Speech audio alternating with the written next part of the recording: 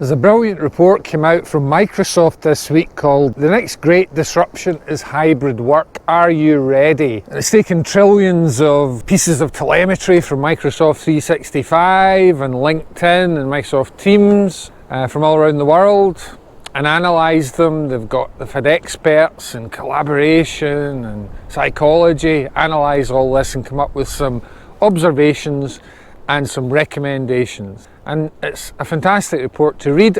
I'll put the link to it into the chat. But what does it mean for change management? Well, let's first look at the report. Basically, if I was to personally characterise it, I would say it's all about how do we move from the current state, i.e. pre-pandemic, through the transition state where we are now, to the future state of hybrid work. And how does change management help with that? How will it need to help with that? Because it will. And basically it's about the biggest collective global transition, current transition and future state, many of us have had in our lifetimes in terms of society, organisations and culture.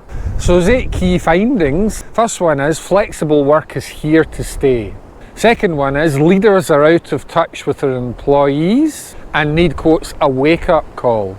Number 3, business leaders are faring better than their employees. Number 4, higher productivity is masking an exhausted workforce. Number 5, Generation Z folks are at risk and need to be re-energised. Number 6, shrinking networks are endangering innovation. Number 7, authenticity will spur productivity and innovation. And number 8, talent is everywhere in a hybrid work world. Also interestingly said that over 40% of the global workforce is thinking in some way of moving jobs or changing organisations over the next year. So, what did it recommend? Number 1, create a plan to empower people for extreme flexibility. Number 2, invest in space and technology to bridge the physical and digital worlds. Number 3, combat digital exhaustion from the top. Number 4, prioritise rebuilding social capital and culture. Number 5, rethink the employee experience to compete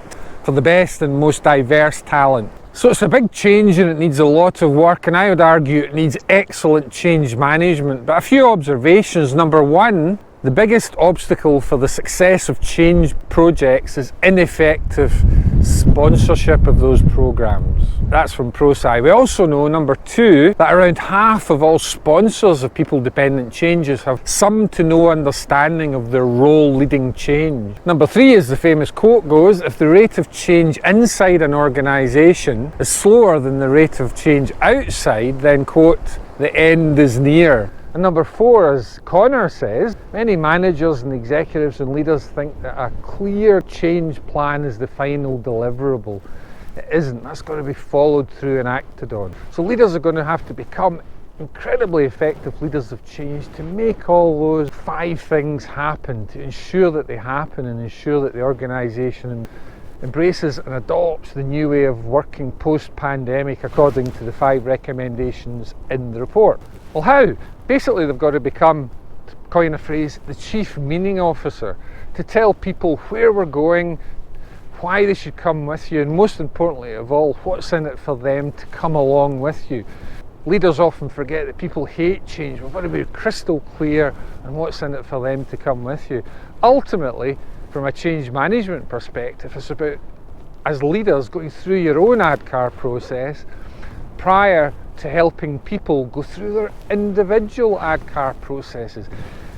If we do that, then we know from ProSci, if we apply excellent change management, in short, we know from ProSci that we're 6 times more likely to meet or exceed our project objectives than if we do poor change management. So if there was ever an argument for excellent change management, it's now.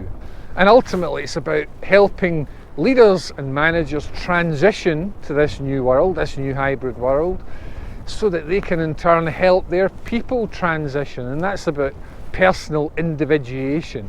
As the famous quote said, without a transition, a change is just a rearrangement of the furniture. So we've got to help people, managers, leaders and individuals make that psychological jump, that individuation, to embrace this new way of working that we expect after the pandemic. I hope you found that useful. Let's get to it.